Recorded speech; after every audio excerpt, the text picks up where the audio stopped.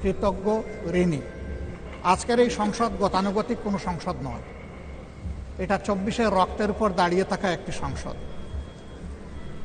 আজকে আপনি এই মহান সংসদের স্পিকার বা অভিভাবক নির্বাচিত হয়েছেন এবং আপনার সাথে ডেপুটি স্পিকার হিসেবে জনাব কায়সার কামাল সাহেব নির্বাচিত হয়েছেন। আমরা দুইজনকেই অভিনন্দন জানাই। মাননীয় স্পিকার, বাংলাদেশের স্বাধীনতার পরপর 55টি বৎসর আমরা অতিক্রম করে এসেছি। এই দেশের সংসদ এবং সংসদীয় রাজনীতি সত্যিকার অর্থে খুব কম সময়ে কার্যকর ছিল। অল্প যেটুকু সময় ছিল জনগণ তার সুবিধা পেয়েছে। বেশিরভাগ সময় ফ্যাসিজমের কবলে পড়ে এই সংসদ ছিল অনেকটা দামি সংসদ, অকার্যকর। এবং আপনি যে বিরল সম্মানে আজকে ভূষিত হয়েছেন, এই জায়গায় অভিভাবকত্বের দায়িত্ব যারা পালন করেছেন অতীতে, তারা নিজের উপর, সংসদের উপর, দেশবাসীর উপর, গণতন্ত্রের উপর, মানুষের অধিকারের উপর তারা সুবিচার অনেকেই করতে পারেননি। আমরা আশা করব আপনার এই অভিভাবকত্বের জায়গা থেকে, আপনি যদি একটা দল থেকে নির্বাচিত হয়ে সংসদে এসেছেন, কিন্তু ইতিমধ্যেই আপনি ঘোষণা দিয়েছেন যে আপনি জাতীয়তাবাদী দলের স্থায়ী কমিটির সদস্য পদ থেকে পদত্যাগ করেছেন। এখন আপনি সকলের, আমরা মনে করি আপনার কাছে সরকারি দল এবং বিরোধী দল আলাদা কিছু হবে না। আপনার কাছে আমরা সুবিচার পাব, জাতির কল্যাণে যে কথাগুলো বলতে চাইব সেই কথাগুলো বলার সুযোগ আপনার কাছ থেকে পাব। আপনার নেতৃত্বে এটি একটি গতিশীল সংসদ হবে, এটা আমরা আশা করতে চাই।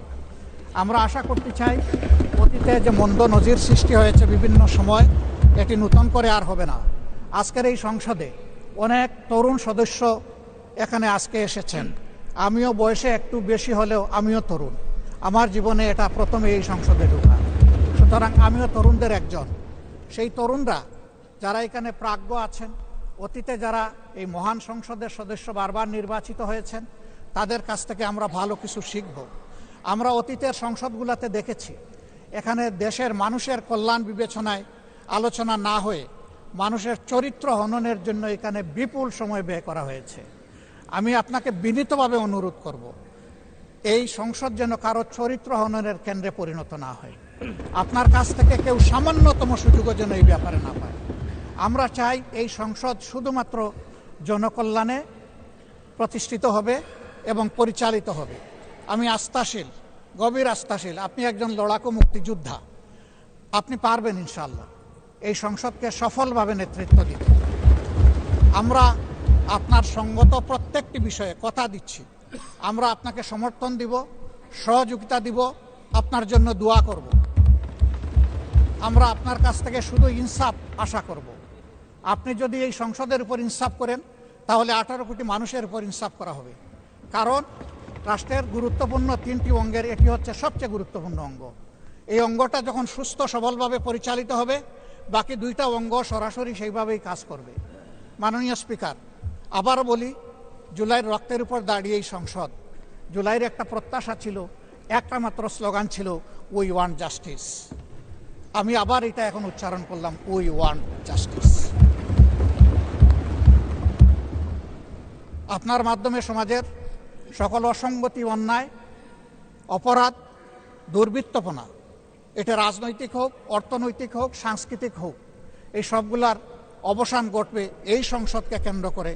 এই প্রত্যাশা ব্যক্ত করে আমি আপনার সুস্বাস্থ্য, দীর্ঘ হায়াত কামনা করছি এবং সফল নেতৃত্ব আমি কামনা করছি, যে আপনি অভিভাবক হিসাবে ইনশাআল্লাহ সফলভাবেই নেতৃত্ব দিবেন। আল্লাহ হাফিজ। আসসালামু আলাইকুম রহমতুল্লাহ।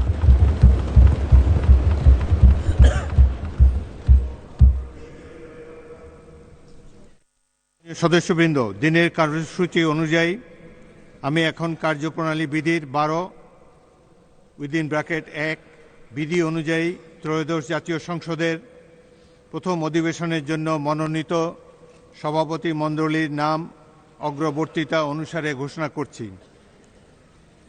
1, মাননীয় সদস্য মির্জা আব্বাস উদ্দিন আহমেদ, 181, ঢাকা 8। 2, জনাব গয়েশ্বরচন্দ্র রায়, 176, ঢাকা 3। 3, ডক্টর আব্দুল মঈন খান, 200, নরসিংদী 2। 4, মোহাম্মদ মনিরুল হক চৌধুরী, 254 কুমিল্লা 6, 5 জনাব ATM আজহারুল ইসলাম 20 রংপুর 2। স্পিকার ও ডেপুটি স্পিকারের অনুপস্থিতিতে বৈঠকে উপস্থিত সভাপতি মণ্ডলীর তালিকায় যার নাম শীর্ষে থাকবে তিনি স্পিকারের আসন গ্রহণ করবেন।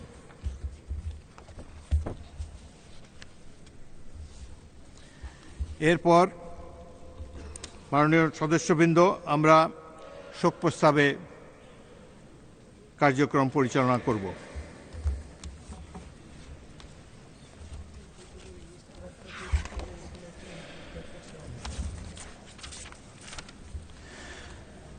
মাননীয় সদস্যবৃন্দ, দিনের কার্যসূচি অনুসারে এখন শোক প্রস্তাব। মাননীয় সদস্যবৃন্দ, আমি দুঃখের সাথে জানাচ্ছি যে আমরা 2025 সালের 30শে ডিসেম্বর গণপ্রজাতন্ত্রী বাংলাদেশ সরকারের 3 বারের সাবেক প্রধানমন্ত্রী ও জাতীয় সংসদের 2 বারের বিরোধী দলীয় নেতা, মুসলিম বিশ্বের দ্বিতীয় নারী প্রধানমন্ত্রী ও গণতন্ত্রের আপসহীন নেত্রী বিএনপির সাবেক চেয়ারপারসন বেগম খালেদা জিয়াকে হারিয়েছি।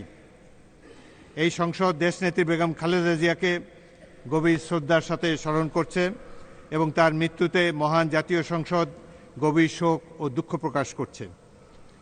মাননীয় সদস্যবৃন্দ, আমি গভীর দুঃখের সাথে জানাচ্ছি যে আমরা ইতিমধ্যে ভারতের সাবেক প্রধানমন্ত্রী মনমোহন সিং, ক্যাথলিক খ্রিস্টানদের প্রধান ধর্মগুরু পোপ ফ্রান্সিস, জর্জ মারিও বেরগোলিও এবং ইরানের সর্বোচ্চ ধর্মীয় নেতা আয়াতুল্লাহ আলী খোমেনিকে হারিয়েছি। তাদের মৃত্যুতে মহান জাতীয় সংসদ গভীর শোক ও দুঃখ প্রকাশ করছে।